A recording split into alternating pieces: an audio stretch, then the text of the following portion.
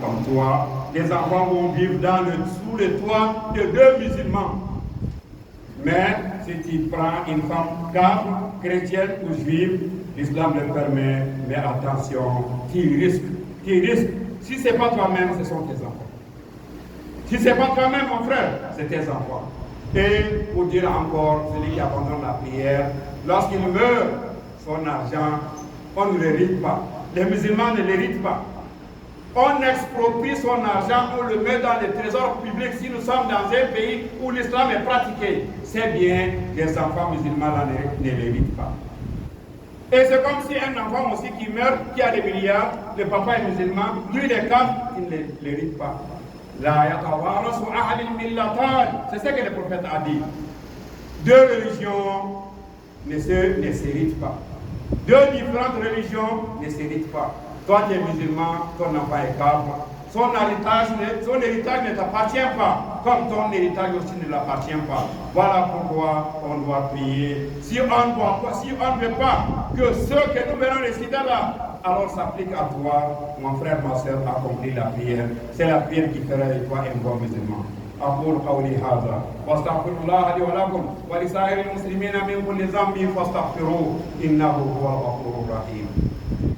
رب العالمين والصلاة والسلام على من لا نبي بعده وعلى آله وأصحابه وسلم تسليما كثيرا أما بعد. أيها المسلمون عباد الله، إن من نواقض الإسلام من جعل بينه وبين الله وسائطا يدعوهم ويسألهم الشفاعة ويتوكل عليهم فقد كفر إجماعا كمثل المشركين الذين كانوا يعبدون الأصنام ويزعمون أن الأصنام تقربهم إلى الله، وقال الله تعالى عن هؤلاء ما نعبدهم إلا ليقربونا إلى الله سبحانه. Gloire à Allah, Seigneur de l'univers. Les saluts et les bénédictions sur notre bien-aimé, le prophète Muhammad, sa noble famille et ses compagnons fidèles, ainsi que tous ceux qui ont suivi les traces jusqu'au jour de Yom Al-Qiyamah. Mon frère, ma soeur, ça fait partie de ceux qui te font sortir de l'islam. Ça fait partie de ceux qui te font sortir de l'islam, de mettre entre toi et Dieu des intermédiaires. Ne mets pas entre toi et des intermédiaires. Allah a dit au prophète sallallahu alayhi wa sallam, wa idha sa'alaka ibadi anni fa inni qarib ujibu da'wata da'i idha da'an. Le prophète sallallahu alayhi wa sallam, Allah lui a dit, si mes serviteurs te demandent à mon sujet, dis que je suis proche d'eux. Je réponds à l'appel de celui qui m'appelle.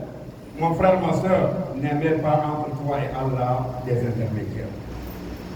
Les mouchriks, les idolâtrices, parmi lesquels le prophète a été envoyé, qui sont les Quraysh. Leur problème, c'était quoi? Dans l'enceinte de la Kaaba seule, il y avait 360 idoles. Et ces idoles-là, eux-mêmes, ils savaient que ces idoles-là ne donnent pas la vie. Ils ne donnent pas la chance. Ils ne vont pas sortir, ils ne vont pas descendre la pluie. Alors pour eux, ce sont les intermédiaires qui vont intercéder auprès d'Allah à leur profit. L'islam a dit d'abandonner ça, que Allah est proche de toi. Ne mets pas entre toi et Allah des intermédiaires. Il ne faut pas traiter comme Allah, comme on traite un chef d'État ou un roi. Pour voir le roi, il faut passer par ses proches conseillers. Non, Allah n'est pas ça. Allah est proche de chacun d'entre nous. Tu veux d'Allah, il faut l'appeler. Allah va te répondre. C'est ce qu'il a dit, c'est une promesse qu'il a faite.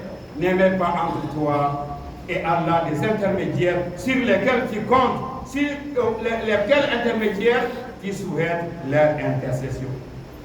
Les jours de Yom Al-Qiyamah, l'intercession ne se fait pas n'importe comment. Certains disent, moi, mes disciples, celui qui me suit, moi je vais intercéder à sa faveur. Les jours de Yom Al-Qiyamah, c'est moi qui vais intercéder, c'est moi qui vais lui faire rentrer dans le paradis. Mon frère, ma soeur, tu connais ton propre sort. Est-ce que tu seras parmi les gens du paradis? Voilà pourquoi Ousmane ibn Mazmoun, le premier Sahaba qui ont fait l'émigration de la Mecque pour Médine, quand il est décédé, il y a une femme qui est venue, alors que son corps était là, qui est en train de parler les éloges de Ousmane ibn Mazmoun. Jusqu'à ce qu'il a dit, je sais que Allah t'a honoré. Le prophète l'a répondu, que moi je suis le messager d'Allah. Je ne sais pas quel sera son sort si Allah l'a honoré. Qu'est-ce qui te fait savoir toi que Allah l'a honoré? que c'est un Sahaba. Il a quitté la Mecque, il a laissé ses biens, il a laissé sa famille là-bas. Il est venu avec sa religion à la Médine. Lorsqu'il est décédé, les prophètes n'ont pas voulu assez qu'on fasse ses éloges. Alors mon frère, ma soeur, toi tu vas dire que moi, mes disciples, celui qui va me suivre, celui qui va venir avec moi, c'est moi qui sera sa garantie. C'est moi qui va l'introduire dans le paradis. Tu ne connais pas ton sort, ne trompe pas les gens. Adorons Allah et abandonnons les intermédiaires. Un intermédiaire, le jour de Yom Al-Qiyamah, ne peut rien servir à lui-même, ni à toi qui es en train de le suivre. L'islam n'accepte pas ça.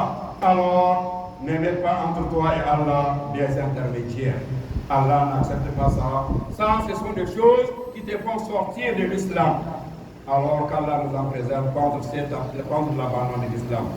اللهم صل على محمد وعلى ال محمد كما صليت على ابراهيم وعلى ال ابراهيم وبارك على محمد وعلى ال محمد كما باركت على ابراهيم وعلى ال ابراهيم انك حميد مجيد.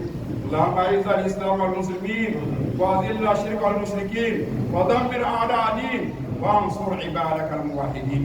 اللهم اغفر للمسلمين والمسلمات والمؤمنين والمؤمنات الاحياء منهم والاموات إنك على كل شيء قدير.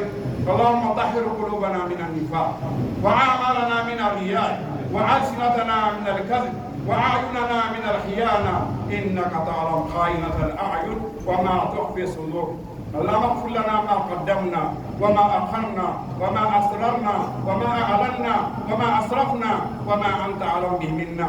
أنت المقدم وأنت المؤخر لا إله إلا أنت. اللهم صل على محمد وعلى ال محمد كما صليت على ابراهيم وعلى ال ابراهيم وبارك على محمد وعلى ال محمد كما باركت على ابراهيم وعلى ال ابراهيم انك حميد مجيد. سبحان ربك رب العزه عما يصفون وسلام على المرسلين والحمد لله رب العالمين.